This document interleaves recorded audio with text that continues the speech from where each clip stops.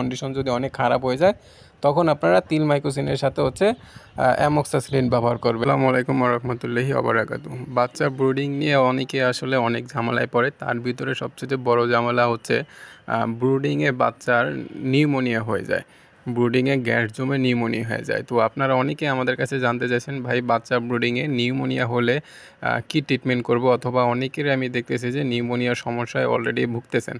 তো আমি আজকে আপনাদেরকে জানানোর চেষ্টা করব যে নিউমোনিয়া কেন হয়, এবং নিউমোনিয়া যদি হয়ে যায় অল্প পরিমাণে হলে আপনারা কী ট্রিটমেন্ট করবেন, এবং নিউমোনিয়া যদি বেশি পরিমাণে হয়ে যায় তখন আপনারা কী ট্রিটমেন্ট করবেন। তো আশা করি ভিডিওটা আপনারা সম্পূর্ণ দেখবেন। নিউমোনিয়া গ্যাস সর্বপ্রথম তৈরি হয় হচ্ছে আপনার লিটার থেকে যে গ্যাসটা তৈরি হয় ওই গ্যাস থেকেই মুরগির হচ্ছে নিউমোনিয়া হয়।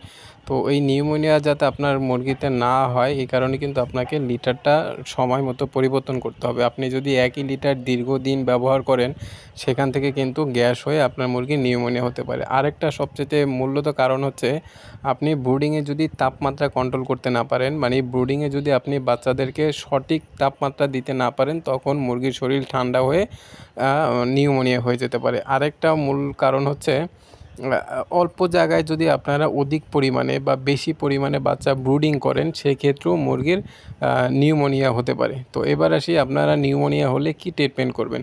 প্রথম অবস্থায় যদি দেখেন আপনাকে খেয়াল করতে হবে ব্রুডিংয়ে আপনার বাচ্চাগুলো, যে আমাদের ব্রুডিংয়ে দেখেন বাচ্চাগুলো কত সুন্দর অ্যাক্টিভ আছে, সুস্থ আছে। তো এইখানে আপনি খেয়াল করলে দেখতে পাবেন কিছু বাচ্চা নাক ঝাড়া দিচ্ছে, দেখবেন হট করে নাক ঝাড়া দিচ্ছে, বাচ্চা সুস্থ আছে কিন্তু নাক ঝাড়া দিচ্ছে। তো এই লক্ষণটা যদি দেখেন আপনি অবশ্যই হচ্ছে বঙ্কবেট ব্যবহার করবেন।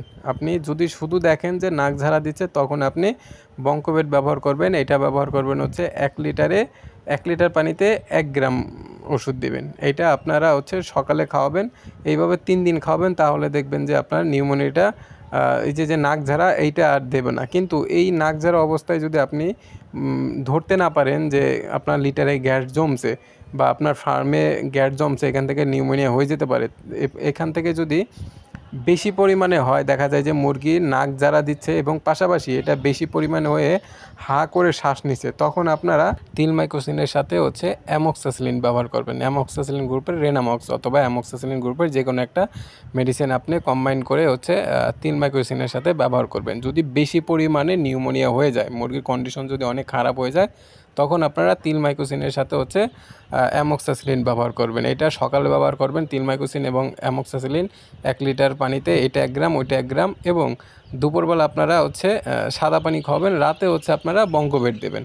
তাহলে দেখবেন ইনশাল্লাহ আপনার বাচ্চাগুলো সুস্থ হয়ে যাবে। ব্রুডিংয়ে আপনারা সব থেকে চেষ্টা করবেন যাতে লিটারটা ভালো রাখার এবং তাপমাত্রাটা যাতে সঠিক রাখতে পারেন, তাহলে দেখবেন মুরগিগুলোর হচ্ছে আর নিউমোনিয়া গ্যাস হবে না।